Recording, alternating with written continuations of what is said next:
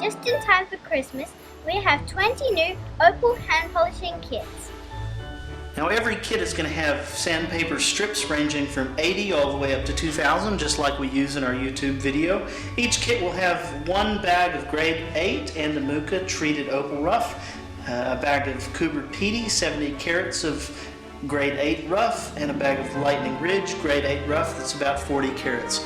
Every bag is going to have some green dopping wax and some dopping sticks, some cerium oxide and a strip of leather for your final polish, and a candle for melting the dopping wax.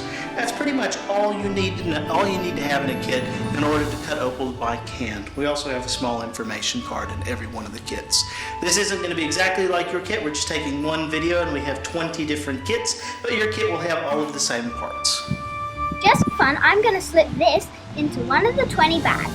It is a grade 1 rough gemstone from Coober Pedy, and if you want to have a closer look at it, you can find it on Opal Auctions with number 825622. Good luck finding it.